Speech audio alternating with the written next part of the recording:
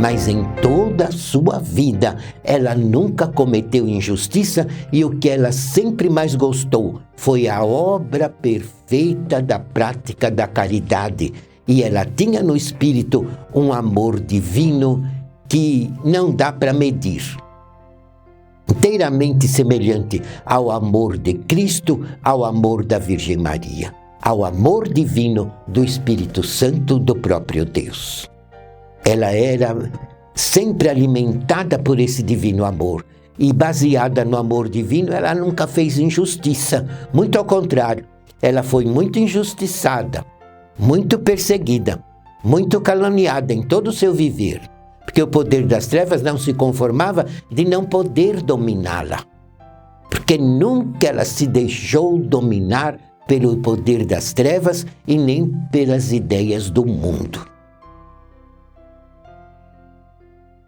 E em toda a vida dela, porque ela começou a ser usada por Jesus aos 60 anos de idade, mas em toda a vida dela, irmãos, ela deu provas da fidelidade a Deus, de uma filha justa, perfeita, caridosa, amorosa, perdoadora e também, irmão, justa, porque ela nunca cometeu injustiça nenhuma. Então, aos 60 anos, Jesus teve ordem do Pai de começar a usá-la para restaurar a Igreja Apostólica do passado, porque ela tinha os dons necessários e suficientes para servir a Jesus de um modo extraordinário. Ela tinha condições de dar a Jesus todas as oportunidades de usá-la diuturnamente para poder reorganizar a verdadeira igreja, até que ela se tornasse no outro Consolador, porque uma igreja na terra só vence até o fim dos seus objetivos, se tiver a garantia de um outro Consolador. Uma criatura que no meio dessa igreja merecesse ser formada como outro Consolador da promessa de Cristo. E isso também, irmãos, ela conquistou, porque ela sempre mereceu tudo de Jesus e nunca negou nada a Jesus. E então Jesus pôde usá-la e revelar-lhe a verdadeira fé e ensiná-la a disciplina do céu, para que ela organizasse na terra um povo disciplinado, honrado, diferente. O povo apostólico, irmãos, é diferente. É um povo humilde, verdadeiro, singelo, simples, amoroso, perdoador, trabalhador, cumpridor dos seus deveres, honesto. Tudo isso a nossa doutrina nos ensina e a nossa disciplina nos corrige. Se algum tem alguma tendência para alguma fraqueza de pecado, é só ele observar as leis disciplinares da nossa igreja e ser fiel às mesmas, ele se livra de praticar o pecado e perde aquela vontade pecadora. Aquela fraqueza some do espírito dele, porque ele luta para ser fiel e a bênção consoladora da Santa Vó Rosa lhe dá forças para vencer.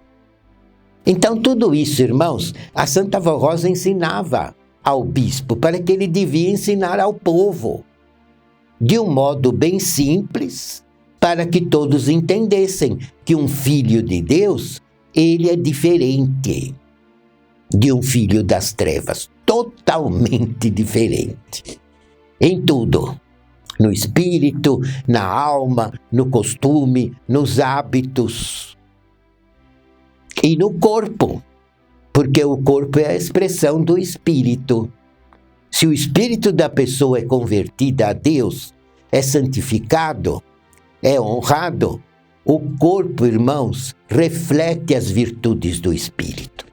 Tem gente que fala a roupa não tem nada a ver com a alma. Isso é um engano muito grande que o poder das trevas inventou. Porque um corpo que pertence a um filho de Deus, ele segue a verdadeira regra que o Espírito do Filho de Deus obedece. E é a exteriorização do que vai dentro do espírito.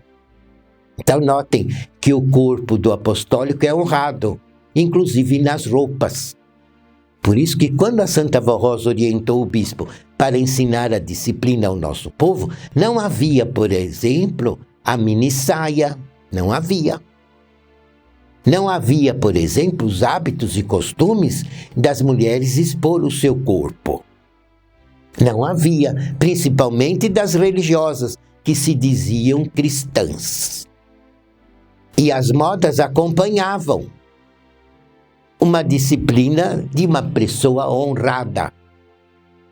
Mas Jesus, já naquela ocasião, mostrou a Santa Vó Rosa que viriam dias maus e que a humanidade seria assolada por costumes e hábitos que Deus nunca aprovou e jamais iria aprovar. Por isso que surgiu a nossa igreja na época certa, para separar o joio do trigo e dar oportunidade de salvação aos bons, aos humildes, aos sinceros que buscam a Deus na sinceridade do seu espírito e que querem a salvação de Jesus. Querem ser filhos e filhas de Deus verdadeiros na terra. Querem servir a Deus já na vida presente, para um dia merecer a glória de entrar de posse de um galardão no reino do céu quando o seu corpo tombar.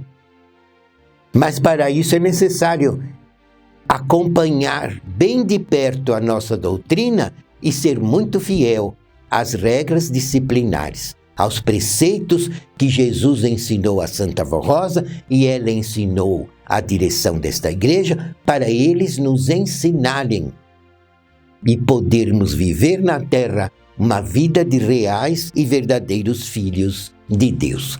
Isso tudo a Santa Vó Rosa orientou o bispo que pregasse nas reuniões da igreja, aos sábados e domingos à noite, e também aos sábados e domingos às 14h e às quintas-feiras às 14h, para dar ampla oportunidade a todas as pessoas que quisessem conhecer a nossa fé. E também a Santa Vó Rosa, em nome de Jesus, orientou a ensinar tudo isso através da hora milagrosa, inclusive explicar ao povo como são os nossos sacramentos, de consagrar as criancinhas até os 5 anos de idade, como Jesus foi consagrado, porque é um hábito instituído por Deus, uma lei, a consagração das crianças até os 5 anos de idade. E também o bispo começou a pregar e ensinar que o batismo é para adulto, o batismo nas águas. Porque no ato do batismo, a criatura promete morrer para o mundo e viver para Deus. E se arrepende de todo o passado pecaminoso. E deixa nas águas batismais, sepultado na água, todo o seu passado pecador e ressurge para uma nova vida de filhos de Deus, inteiramente consagrado, puro e santificado. E também o bispo ensinou sobre o casamento, sobre o ofício fúnebre, que são atos sacramentais, e ensinou também sobre o valor da Santa Comunhão, que é o corpo e o sangue de Jesus a alimentar os filhos de Deus com as virtudes de Cristo, para podermos ser um povo coeso, forte, unido, um povo justo e também obediente, um povo que tem amor à obediência, que tem amor à santidade, que tem amor à consagração. E o bispo foi explicando tudo isso. E com isso, irmãos, a nossa igreja foi crescendo com povo verdadeiro que realmente quer pertencer a Deus já na vida presente. Mas a disciplina quanto à roupa, a Santa Vó também explicou ao bispo que ensinasse. Apesar que naquela época ainda não havia surgido tanta moda incoerente com a doutrina de Jesus, contrária à vontade de Deus. Mas mesmo assim, a Santa Vó já foi preparando o povo, sabendo por revelação de Jesus que viria uma época muito triste, quando a maior parte da humanidade se entregaria a costumes e hábitos inteiramente reprovados por Deus, e o que mais seria prejudicado seria a fé e a constituição da família.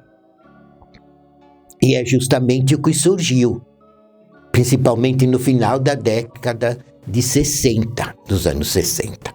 Mas a Santa Avó, bem antes, já foi orientando o nosso povo, através das mensagens do bispo, através das mensagens da missionária Odete e através também do programa A Hora Milagrosa, ensinando o povo que o salário do pecado é a morte, que o pecado não veio de Deus, mas é o domínio do poder das trevas sobre a criatura, escravizando-a.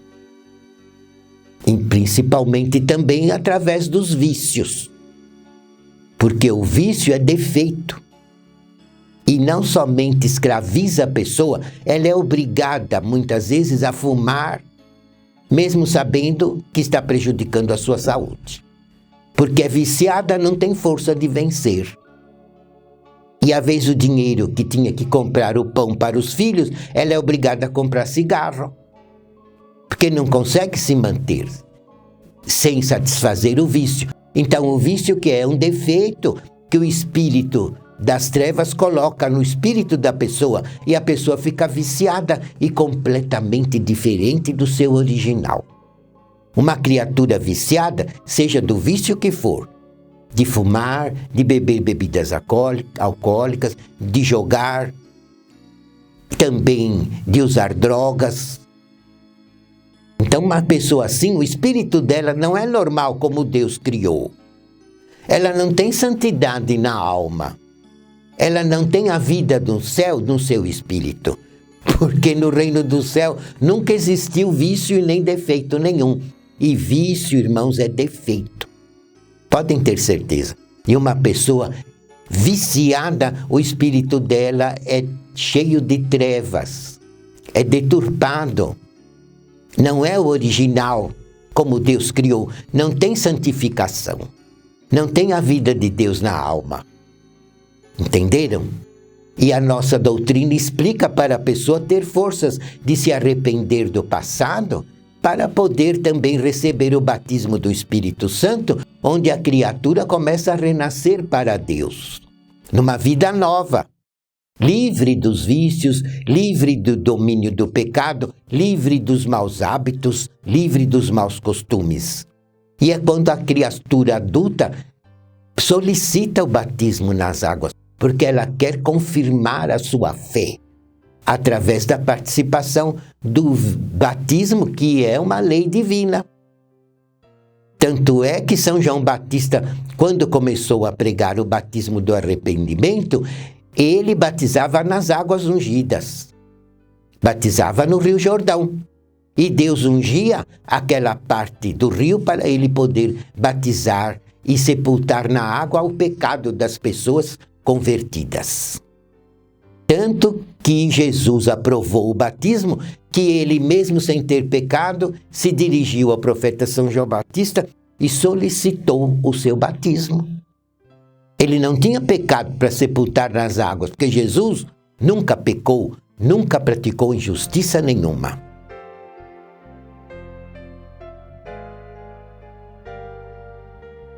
Prezados irmãos, agradeço muito a atenção de todos e convido que na próxima semana, nesse mesmo horário, estejam conosco, participando também das nossas relembranças sobre a Santa Doutrina e sobre toda a vitória que esta igreja tem alcançado em mais de 60 anos de subsistência nesta terra, sempre ligada ao reino do céu. Que a Santa Avó Rosa, o nosso profeta irmão Aldo, a Virgem Maria, Jesus e o nosso Pai vos abençoem e vos guardem com o poder dos santos e anjos dos céus. Amém.